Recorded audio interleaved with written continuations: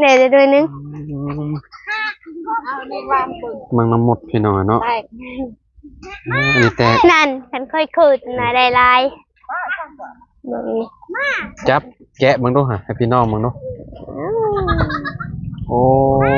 เคยไปได้กินเด้อเคยเจ็บคอหวานแห้งวะจักเลยมังน้ำบาซิล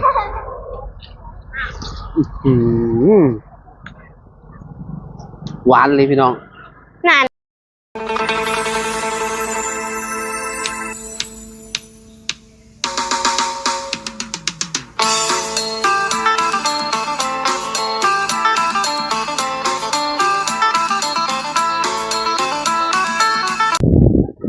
กราบสบายดีสวัสดีพ่อแม่พี่น้อง FC เบิร์ดสุขูสู่คนเนาะบ่ว่าสิอยู่ในและกระต่างประเทศเด้อพี่น้องเด้อเนาะก็ยินดีต้อนรับเข้าสู่ช่องบ่าวลาวสตูดิโอเนาะพี่น้องเนาะเอามื้อนี้พี่น้องเฮาก็อยู่ที่เฮือนน้องปูนาพี่น้องเอ้ยเนาะก่อนสิกลับบ้านก็แวะมาหาน้องปูนาเพิ่นก่อนพี่น้องเอ้ยเนาะบ่ได้เข้ามาหาน้องเพิ่นก็ค่อนข้างสิหลายมื้อพอสมควรแหละพี่น้องเอ้ยเนาะไปเดี๋ยวเข้าไปหาน้องปูนาเพิ่นพี่น้องว่าเพิ่นเฮ็ดหยังเนาะโดยพี่น้องเอ้ยเนาะอ้าวใหญ่เป็นสาวเด้ดอกแก้วกับปูนานี่สบายดีอีล่ะสบายดีเอ้ยปาโทขาคอได้ดิเนาะโดยพี่น้องเอ้ยเนาะมังละมุดยังบ่เบิดอยู่เนาะปูเนาะยังบ่เบิดอยู่พี่น้องเอ้ยเนาะผมพอได้กินอยู่โมเมนต์สุกแล้วบ่มางนี่ล่ะนี่ตำนี่ได้โอ้สุกแล้วนี่คือเหี่ยวคักแท้เหี่ยวแดดไปเบิ่งห้องห้องน้ำก่อนปะปุ้นนะไปเบิ่งห้องน้ำก่อนเล็กๆจังหน่อยพี่น้องเนาะโอ้ผู้สุกแล้วผู้มุมนั่นน่ะไปเบิ่งก่อนให้ทั้งแม่น้องปุ้นหน้าไปกันเป็นหน่วยมังนั่นลายฮะมังนั่นมันลายแล้วบ่นั่นลายกันมันยังบ่สุกผู้แลมาเดือนพกพุ่นจะสิสุกเดือนพกพอดีเลยมังนัดนะเขามากินโอ้สมานเอาผักเนาโอ้ก็เรียบร้อยพี่น้องเนาะเลยกันมาเฮ็ดเองมื้ออื่นแล้วเนาะเพราะว่าเพิ่นกั้น2ห้องเด้เนาะกั้น2ห้องนี้ห้องอาบห้องนี้ห้องทายเนาะทีมสร้างสร้างแหละพี่น้องเนาะมาเฮ็ดให้คือว่าโอเคได้เนาะตอนตั้งบ่ได้แม่นเพิ่นได้เป็นคนตั้งพี่น้องเนาะอยู่อันนี้แหละลุงอยู่เฮือนบ่กล้าออกกล้องบ่เลยปูนว่าบ่อยากดังบ่ย่านบ่มาผู้เดียวบ่แม่นนะบ่าวมาผู้เดียวบ่าวจอนบ่าวน้อยเพิ่นเมื่อได้หลายมื้อเลยเขียดบ่ได้ตกลงไปบ่เพราะบ่น้อยว่าข่อยเมื่อและข่อยเป็นไข้ว่าทักแม่นเพิ่นบ่สบายหลายมื้อเลยเพิ่นก็เลยลงเมื่อก่อนพี่น้องเนาะทั้งบ่าวน้อยกับบ่าวจอน2คนเพิ่นนั่นแหละพี่น้องโอ้เพิ่นก็ไวเนาะเลยเพิ่นก็จะคนนี่ปู่4 คนเลยทางนึง2ทางนี้2คนแบ่งกันเนาะเลยพ่อไปใช้พ่อไปหากินเลยไปหายังหาปลาบ่จักแล้วจะถือเฮบ่นั่นแหละไปเทนนี่แล้วนะว่าเราถือเฮบ่ไปหากินบูคือกันเจ้าไปใช้คือบ่เห็นล่ะไปมันยังกันน่ะสบายดีโอ้ยโอ้คักแท้นี่เนาะผักขะหอมกุ้มมากคือกันใส่ผักขะแกงหน่อไม้โอ้สุดยอดเลยพี่น้องเนาะแกงหน่อไม้ยังกันน่ะแซลมอนหน่อไม้บงกับหน่อไม้ลายใส่น้ำยานางบ่นั่งคือพวกเด็กอันนี้โมเมนต์น้ำยานางบ่ปานใดแล้วข่อยเนี่ยนางเธอนี่5แถวหายากบ่ส่วนมีบิ๊กนะลายโมเมนต์หายากสูงอยู่เนาะโหนาเนาะ สูงอยู่พี่น้องแต่ว่ามันก็บ่ได้อันนั้นได้มันก็บ่ได้สูงเพราะว่าเดี๋ยวเพิ่นอันนั้นพี่น้องเพิ่นกวาดที่ดินให้มันเพียงกันก็พอดีเนาะนี่ นี่ พี่น้อง ใหญ่ เนาะ มาแล้วเป็นนี่แหละเป็นค ประ ดี มาณ เลย เม็ด2เม็ดพี่น้องเนาะประมาณนั้นเนาะ2เม็ดปลายพอดีเลยพี่น้องเนาะ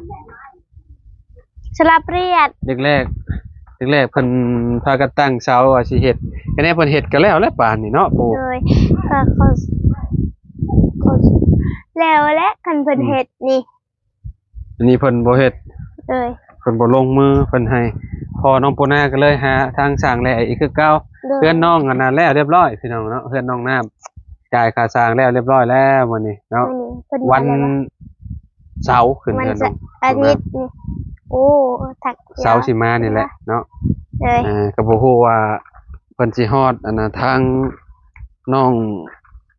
เพิ่นมาขึ้นบ่เฮือนเจ้าน้องปูนาทาง เอ้า น้องน้ำ ก็ห้าก็ไปวัดนั่นเด้ฮู้จัก หาก็ฮู้จักกันตอนไปวัดหั่นเนาะ โดย แต่ว่าน้องชายนี่น้องชายมาขึ้นเฮือนเจ้าเนาะเจ้าก็ไปขึ้นเฮือนน้องชายนํเนาะ โดย พี่น้องเพราะว่า เอา แต่ว่า เพื่อนไทยฮักก็ฮู้จักก็ แม่น้องน้ำนี่ฮะก็ฮู้จักกัน เลย พี่น้องเนาะเพราะ ช ว่า วนผักกำลังเป็นหน่วยบ่เผ็ด เพราะว่าไปเจอกันอยู่มื้อบุญหั่นเด้เนาะ เลย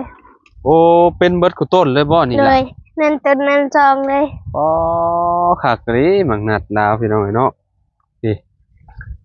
โอ้พอดีแล้วยามผลมาก็ได้กินพอดีเลยนี่มักนัดนี่ชุกเลยพี่น้องเนาะ ว่าน่ะบ่าวเข้ามาเด้อ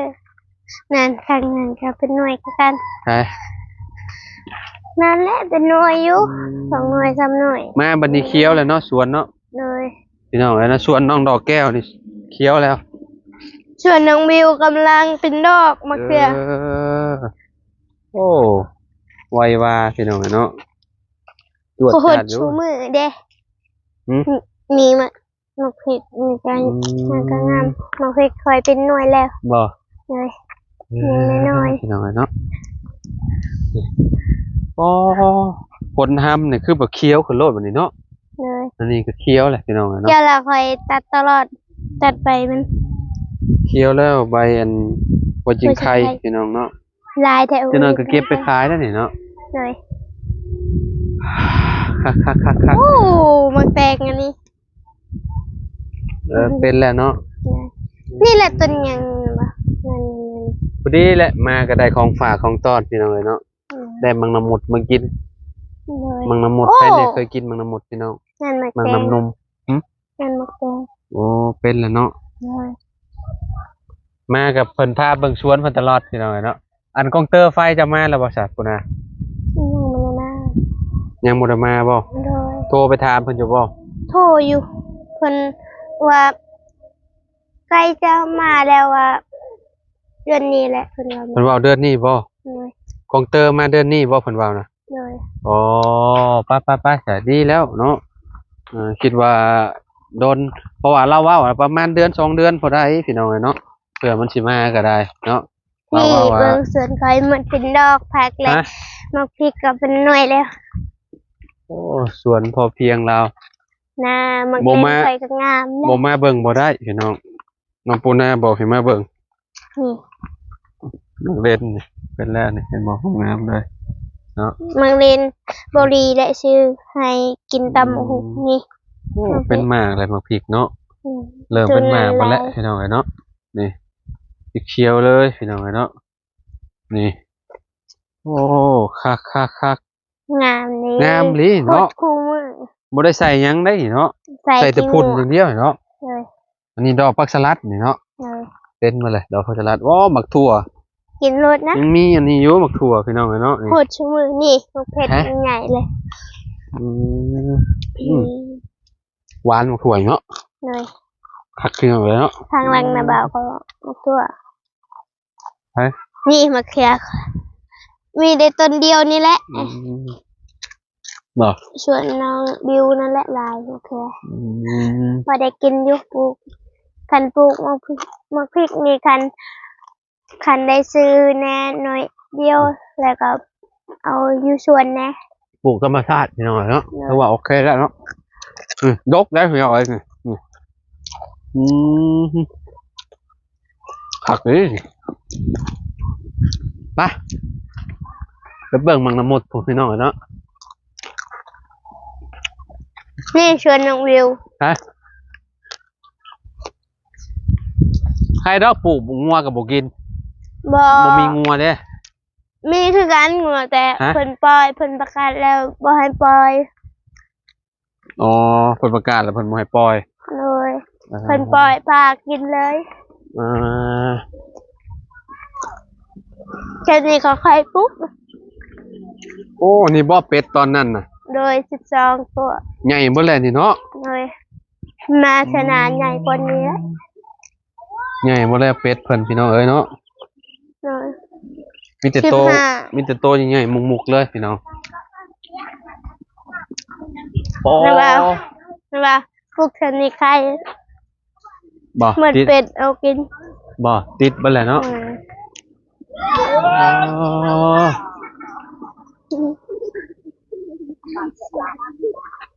ใช่ได้จังหน่วยแล้ว เนี่ยเดี๋ยวด้วยนึง มังน้ำหมดพี่น้องอะเนาะอันนี้แต่ นั่นฉันค่อยคืนนะได้ลายมึง จับแกะมึงดูฮะให้พี่น้องมึงดูโอ้ เคยไปได้กินเด้อเคยเจ็บคอ หวานแห้งว่ะ จักเลย มังน้ำบราซิลอื้อหือหวานเลยพี่น้อง นั่นต้นนั้นแห้งหวาน หวานนี้นี่ นั่นค่อยขึ้นก่อนเด้อเคยขึ้นเอาให้นาบาวกัน ฮะ เคยขึ้นเอาให้นาบาวกัน ต้นได้จะถือขึ้นอ่ะพี่น้องเนาะก็นี่แซ่บๆอันนี้เลยผลไม้พี่น้องเนาะผลไม้ตามฤดูพี่น้องเนาะปูอยู่พุ่นน้องปูเนาะเพิ่นนั่นเอาของต้อนให้พี่น้องเลยเนาะนี่มังน้ำมดเนาะมังน้ำมดหรือว่ามังน้ำนมอะไรพี่น้องคือแบบหวานๆอะไรพี่น้องเดี๋ยวให้น้องปูเพิ่นเอาใส่ถุงให้โอ้ล่วงเลยเอามารถตัวนั้นน่ะแกะรถแกะให้นาบาวนะเออ สวยงามแท้พวกมันแซลมอนและให้โบเรากินแกงน้ำมันแซลมอนแซ่บ โอ้บ่เป็นหยังขอบใจละลายโอ้ยแซลมอนอยากให้กินแกงหน่อไม้น้ำว่าซั่นพี่น้องแกะแล้วแกะเออ นี่ โอ้พี่น้องเอ้ยเนาะ บอยาวคันเข้ามาอีกไปขึ้น สุดยอดเลยพี่น้องนี่อันนี้คือในมันพี่น้องเนาะหากินยากแล้วแถวบ้านเฮาน่ะบ่ค่อยมีแล้วพี่น้องเอ้ยเนาะแบบว่ามันอึดเลยแต่ก่อนก็มีคือกันก็มีหลายพี่น้องมันสิมีแบบโตแบบหมากสีม่วงเนาะหมากสีม่วงแล้วก็หมากสีขาวใจสีขาวแบบนี้พี่น้องเอ้ยเนาะเอาบ่กินจนเบื่อเลยมันดกแล้วเนาะตอนนี้ก็ใกล้สิเบิดแล้วพี่น้องเริ่มเลยบ่ได้ไปขายบ่ บอเหมือนฤดูมัน ต้นนี้หวานซ้ำหนึ่งแต่ต้นนั่นหวานแห้งพี่น้องเนาะหวานแห้งมันแตกต่างกัน เจ็บคอ หวานจะเจ็บคอ ต้นนั้นบ่ลายต้นบ่ลายหวานแห้ง คักอะไรพี่น้องเลยเนาะพอดีกินเหรอฮะ แซ่บบ่ แซ่บพอบ่ได้กินแต่โดนๆจ้ะ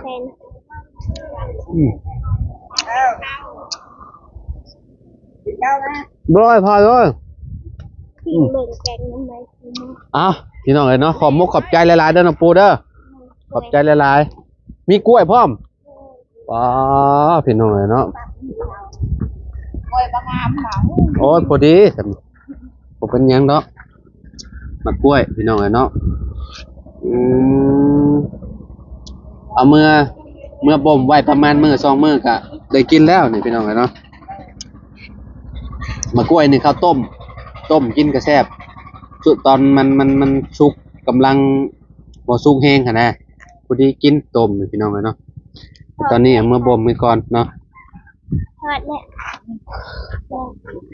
ไหวบ่อืมน้องปูคนนั้นนะเอาขึ้นรถให้พี่น้องเนาะอ้าวของฝากข้าวบ่าวน้อยก็ยังอยู่นะพี่น้องเนาะเพราะว่าเพิ่นยังบ่ได้แจกเด้เพิ่นยังบ่ได้อันนั้นข้าวบ่าวน้อยบ่ได้แม่นข้าวหน้าบ่าวผู้เดียวกลับผู้เดียวพี่น้องเอายับเข้าไปลูกนั่นแหละ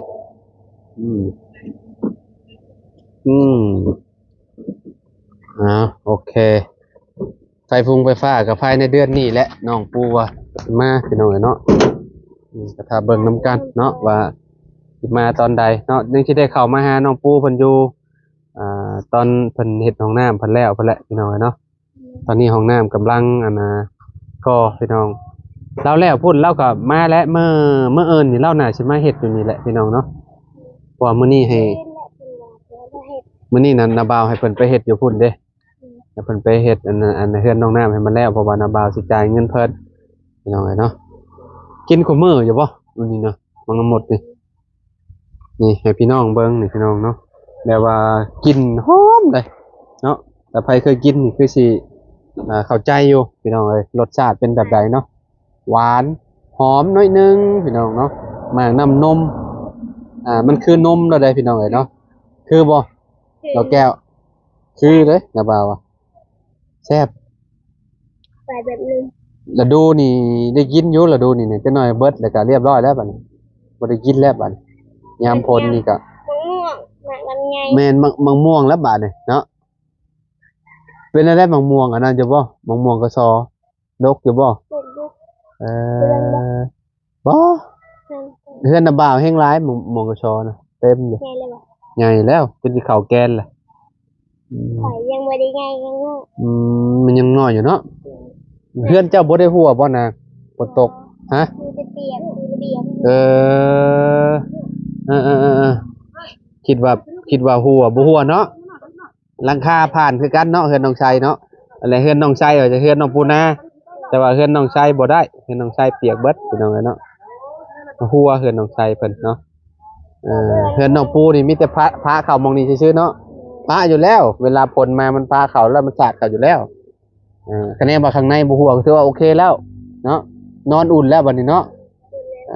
โอเคนะบ่าวกับป้าเลยเด้อบัดนี้เด้อขอบใจหลายๆเด้อสำหรับมังน้ำมดแล้วก็กล้วยเด้อฝากอันฮอดพอนี่เด้อเพราะว่ามาแล้วบ่ได้เจอไอ้สมพรเพิ่นพี่น้องเนาะมาแต่ละเทื่อเพิ่นก็ต้อนรับอย่างดีพี่น้องทั้งไอ้สมพรเนาะขอบใจเพิ่นหลายๆฮักแพงกันไว้พี่น้องเนาะเป็นพี่เป็นน้องกันไปมาหาสู่เนาะเอานะบ่าวกลับไปเด้อบัดนี้เด้อเอาสบายดีเด้อสบายดีน้องดอกแก้วนำเด้อโดยโอเคนะพี่น้องเนาะจังได้ก็ขอบคุณพ่อแม่พี่น้อง FC เบิร์ดสุขุทุกคนเด้อที่ติดตามและเป็นกำลังใจให้เนาะบ่ว่าสิอยู่ในและก็ต่างประเทศเนาะขอบคุณหลายๆไปป้าน้องปูดีเด้อบัดนี้ไปสบายดีอีหล่ะ